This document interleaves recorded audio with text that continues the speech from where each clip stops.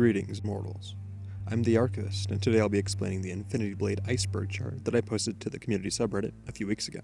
It's something that you've likely seen if you've been on there in the time since. Having gotten so many requests for an explanation of the chart, I decided to make this video. So with that said, let's begin. As with any iceberg chart, items are ranked in terms of increasing obscurity, with those at the top being common knowledge, and those at the bottom being known only to a few. Contrary to convention, however, nothing on this one is theory or made up.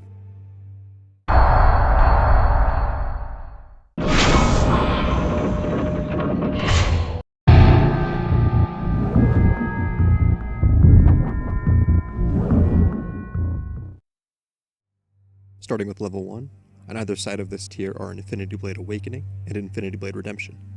These are of course the two novellas written by Brandon Sanderson to bridge the story gaps between the three games, and published October 3rd, 2011 and September 8th, 2013 respectively.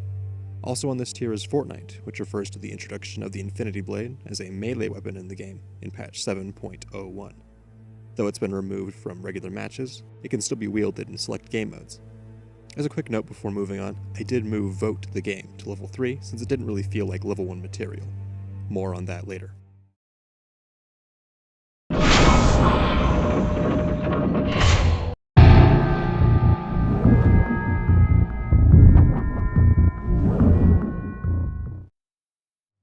Moving now to level 2, we start with Negative Bloodlines.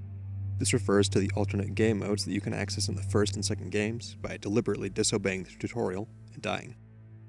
In the first game, you're granted one of the best armor sets in the game, can quickly accumulate gold, and gain an achievement if you go deep enough. In the second game, you also gain an exclusive armor set, and can gain an achievement by defeating the classic God King, a reskinned version of Radriar wearing his armor from the first game. Monster refers to the single by American pop band Imagine Dragons, and appears in the epilogue of the third game. It had Infinity Blade related art for its release as a single, and the collaboration also brought to the game a new heavy weapon for Cyrus, called Imagine Dragon. This weapon also replaces the combat music and fights to the song. Infinity Blade Saga refers to the Chinese exclusive release of the series. Released by Epic Games' majority shareholder Tencent, Saga includes modified gameplay from all three original titles, but tied together in such a way that foregoes the story. Infinity Blade Dungeons refers to the cancelled 2013 title being developed by Impossible Studios until it was closed down. It would have featured a brand new story, set before the original game, where you would have played as the apprentice to the Master of the Forge, where the Master of the Forge is the worker of secrets. Through dungeon crawler gameplay, you would have collected materials that would have eventually been used to forge the weapon to slay the unslayable, the Infinity Blade. T-pose glitch refers to the common glitch where in Infinity Blade 3, often during a finisher, a hero character model may lose its animations and revert to a default T-pose.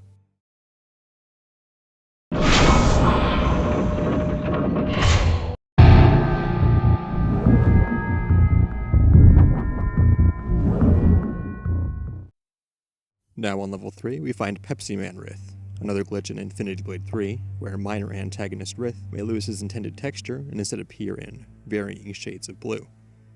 This appearance led players to call the modified Rith Pepsi Man Rith, after the similar-looking mascot of PepsiCo in the 1990s.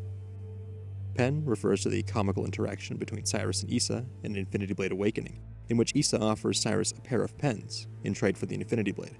Due to her difficulty with speaking Pangean, however, Issa mispronounces the plural version of pen, and instead says, well, I'm sure you can guess what. Infinity Blade Chronicles refers to the 2014 live-action fan film launched on Kickstarter by series composer Josh Aker. The film would have explored new parts of the existing Infinity Blade story, and included star actors like Chris Holden Reed as Radriar, Amrita Acharya as Issa, and Christopher Judge as Thane. In the end, however, the required funds were unfortunately not raised. IB1 and 2 money glitches refer to the many exploits discovered by players that allowed you to gain money outside of chests, gold bags, and combat, usually involving some quick swiping and selling an item you didn't own. Many of these were later patched. Vote the game refers to the 2012 iOS title, also developed by Chair, to encourage people to vote in the election of that year. In it, you play as either presidential candidate Barack Obama or Mitt Romney, and fight things out in a duel, Infinity Blade style.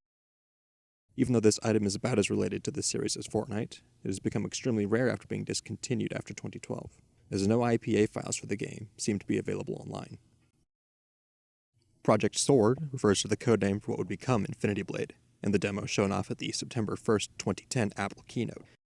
Showing off the core mechanics of the combat system and the power of Unreal Engine 3 on mobile, Project Sword introduced the world to what would become Infinity Blade. BC-1 refers to the bonus combo length -1 gems from Infinity Blade 3.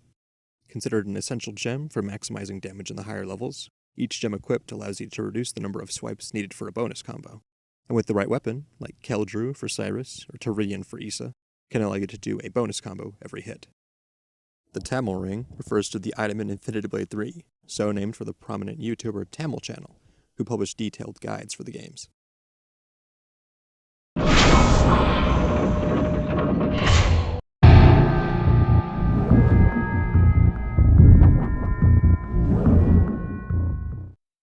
Now down to level 4, we find physical books. Even though most players know about the existence of Infinity Blade Awakening and Redemption, not all know that physical versions of the books exist as well. For example, here's my copy of Infinity Blade Redemption that I got signed at Salt Lake Comic-Con 2017. Copies were also given out as prizes for contests and giveaways. Redemption is the most common of the two and comes in both hardcover and paperback. Copies are often listed on eBay if you're really eager to get your hands on one. No Mercy refers to the Infinity Blade 3 item obtained from the map of the Looter, and originally called Lunar Blade until it was renamed by IB superfan Grant No. The Potion map refers to the Infinity Blade 3 map not available in-game, and which can only be seen by reading to the end of Infinity Blade Redemption. Tapping the correct spot in the hideout grants the player an attack potion. Epic Citadel refers to the iOS app, which was a publicly released demo allowing users to explore a medieval castle town. The Citadel was also the setting of the Project Sword demo. Takes place on Earth refers to the fact that the Infinity Blade series does in fact take place on Earth, and about 10,000 years in the future. Not only is the hologram at the end of the first game one of the Earth, but there are also references to things specific to our time in Infinity Blade Redemption. More on this in Level 7. Speedrunning, of course, refers to the Infinity Blade speedrunning community that exists for all 3 games. Definitely go check them out at speedrun.com. Alindra and Ausar refers to the fact that it's been confirmed by Donald Mustard that the two had a relationship of some kind, as was implied by the cutscene added to the third game with version 1.4. Sandboxer refers to the 3D printing company, which Chair partnered with in 2014 to manufacture customizable Infinity Blade collectibles in the form of 3D printed statues. Now that Sandboxer has discontinued production of seemingly all their products, they are extremely rare. Spotify refers to the fact that the Infinity Blade soundtracks, as well as special playlists that Chair crafted around certain characters, were available to listen to on the streaming platform. While those playlists and Chair's Spotify account remain, both volumes of the soundtrack can no longer be listened to.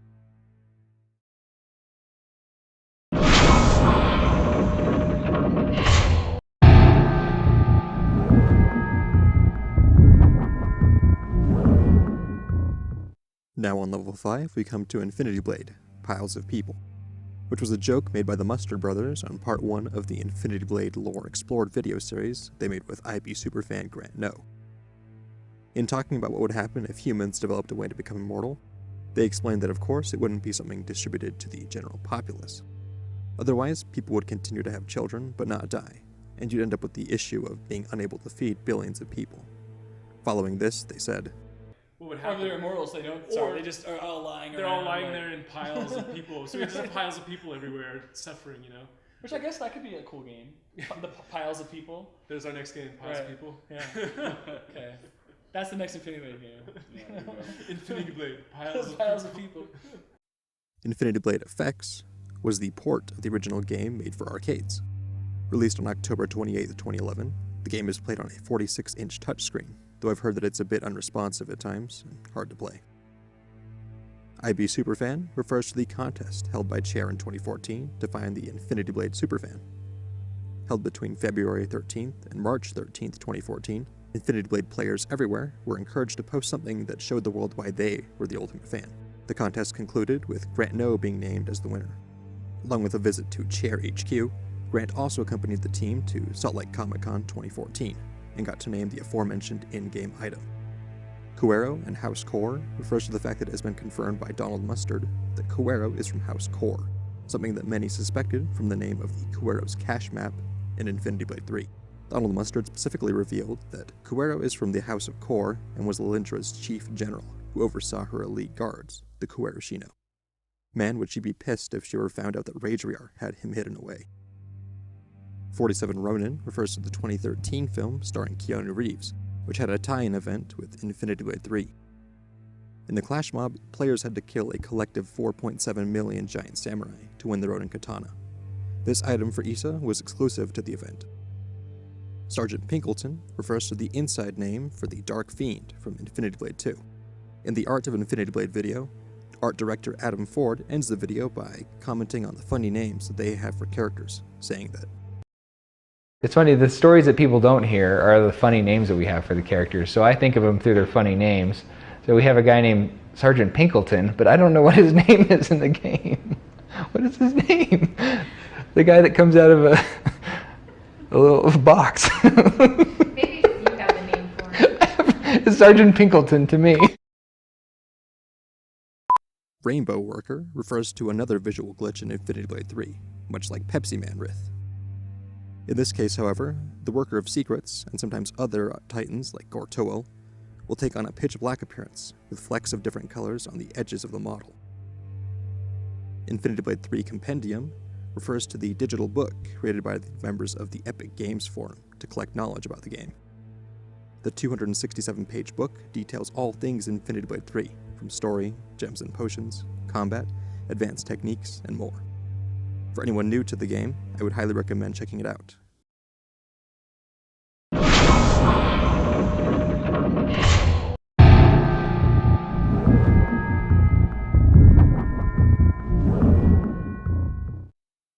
Welcome to Level 6. How solar trans are made refers to the workings of solar trans weapons, and why they are so rare. If you all remember the teleportation discs introduced in the Infinity Blade books, you'll know that these pairs of rings allow you to transport inorganic materials. Donald Mustard revealed that solar trans weapons work, and are so rare because they require you to have one teleportation disc in the sun, which likely transports plasma back to the weapon to act as the blade. Evidently, not many of those discs exist. Infinity Blade 2 versus Infinity Blade 3 Pangean refers to the difference between the Pangean scripts in the second and third games. When some assume that Pangean has always been consistent, the two games in fact drastically differ in script. Infinity Blade 2 Pangean, for one, has 24 unique symbols that appear in 3 regular patterns, while Infinity Blade 3 Pangean has 30 unique characters that typically appear in 4 patterns with some variation. Marrow refers to the fact that the name for the first game was originally going to be Marrow, and that the Infinity Blade was going to look something like the weapon of the same name. The sword would have been encased in a bone shell, much like Marrow is in a bone. In-game buds refers to the buds that Cyrus and Issa used to rebirth at the hideout in Infinity Blade 3. While Donald Mustard has commented on the fact that the buds can be seen in-game, actually seeing them behind the frosted windows under the Phoenix Chamber is difficult. Looking in the game files, however, it's possible to find the 3D model for the area under the Phoenix Chamber, and the buds are indeed present. Rageryar is 10,000 refers to his age, a detail revealed in Infinity Blade Redemption that also clues us into about how far in the future the Infinity Blade series takes place. Combat glitches refers to the numerous combat glitches in the series. Just to name a few, the Fast Scratch exploit, Swipe buffering, and the Cyrus Heavy Overhead Smash glitch.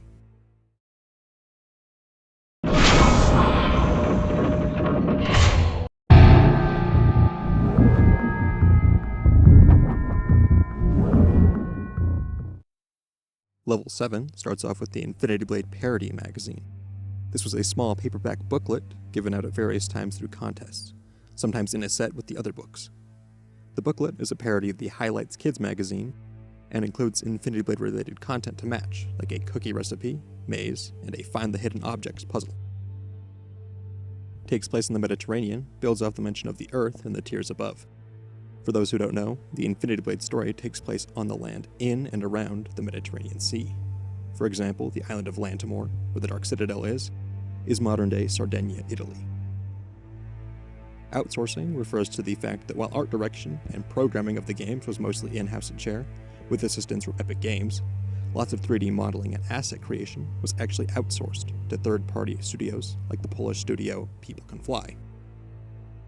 GOWJ Butcher refers to the character of the Butcher from Gears of War Judgment, which, like the samurai from 47 Ronin, appeared in an Infinity Blade Clash mob.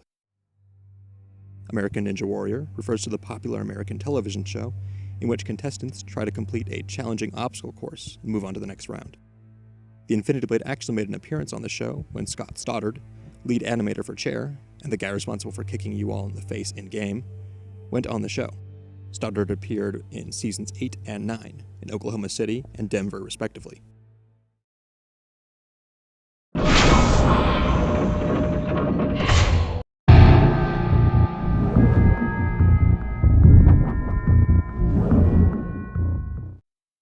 Only a few more levels to go now that we're on level 8, and we're starting off with an Infinity Blade Cross, which, like Saga, was a port of the games for a specific international audience, this time Japan, and through Mobage instead of Tencent. Again, the title sports similar gameplay, but with modified menus, and likely a reduced emphasis on story. Skull Butterfly refers to the unused game asset found within the Infinity Blade 3 files that likely would have acted as a potion ingredient. Chair's name refers to the meaning behind the developer's unusual name. Revealed by Donald Mustard in a talk at GDC 2011, he explained, So chair, or the idea of chair, comes from Plato's theory of forms. I don't know if you guys all remember your Philosophy 101 class from university, but Plato theorizes that everything exists in a perfect state somewhere, in some metaphysical state, and that everything else is just an emulation of that metaphysical perfection. And he uses the example of a chair. And all of you right now are sitting on a chair.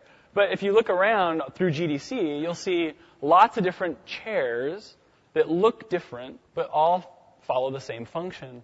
And he postulates that all of those chairs are simply trying to become the perfect chair that is just kind of out there somewhere. And we thought that was actually a really applicable concept to game design. You know, because when we sit around and we talk about games, or we think of them in our head first, and we're like, oh man, it would be so awesome if this game was like this or like this or like that. And in our head, it's this perfect thing. And then we have to go through the process of actually making that game. And it's never, at least in my experience, it's never as perfect as what we first envisioned in our head. And so chair to us means the pursuit of perfection. It's trying to actually get to that ideal image that was first in our head when we thought about it.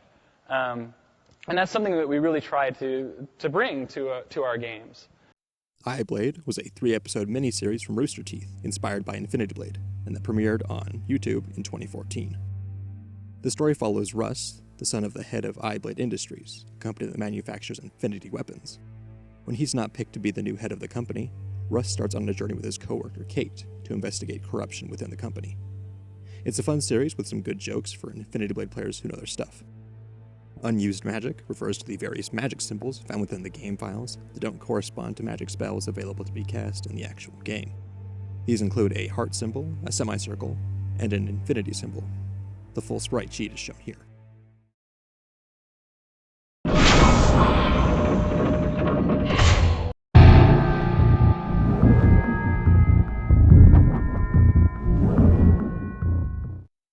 Now on the second to last level, level 9, we find the Greek tablet, an artifact in Infinity Blade 3.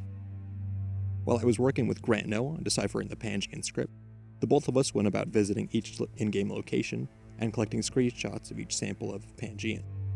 When Grant visited the crevice as Issa, however, he discovered that the statue above the collector's hideout was holding a tablet inscribed with ancient Greek symbols.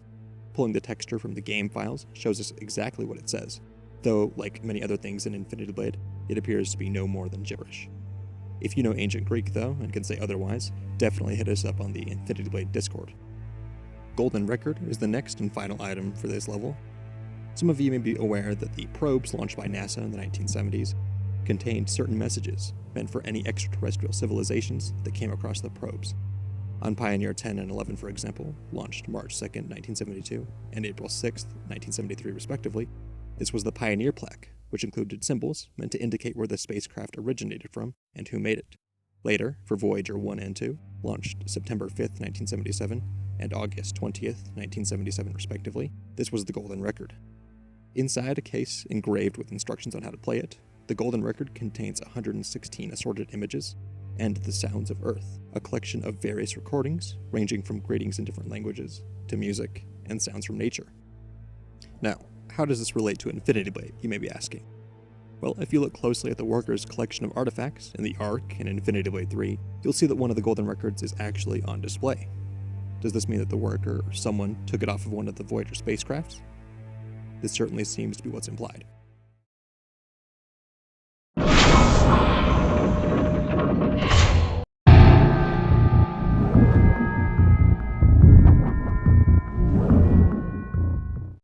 Well, this is it, the bottom, level 10, where we find the most obscure, arguably IB-related stuff out there.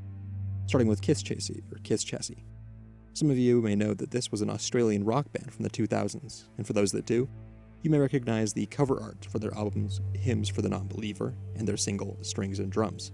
Keeping these images in mind, take a look at this, the texture for all of the books in all 3 Infinity Blade games.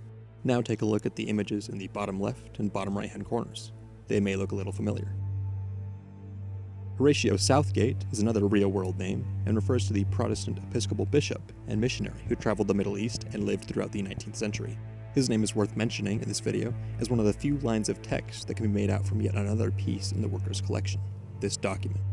It's not yet clear if this is a texture based off of a real document, so what it means for Infinity Blade lore, like with the Kiss Chasey albums, is unknown. And that concludes my breakdown of the Infinity Blade Iceberg. Looking back on it now, I'm thinking of other things I could have added, but hopefully you learned something about Infinity Blade that you didn't know before. Let me know in the comments what you thought about this video, and if there are other Infinity Blade related things you'd like a video on. At the moment, I'd like to rewrite the Infinity Blade Wiki's page on the story so that it's more accurate, and accordingly, make a video talking through that. That's all I've got for now. If you need more Infinity Blade, go check out my good friend at Infinity Blade Studios, who has some exciting things coming down the line, including a redub of the first game. You can also join the Discord for the channel and potentially contribute to an upcoming video. Or, if you've ever wanted to listen to some of the music from the games that wasn't ever officially released, go check out my other friend at The Crystal Gamer. Finally, if you have any questions about the lore that are weighing on your mind, you can also find me on the IBS and main IB Discord servers as the Archivist, so feel free to hit me up. With that said, I'll see you mortals in the next one, and hell take us all.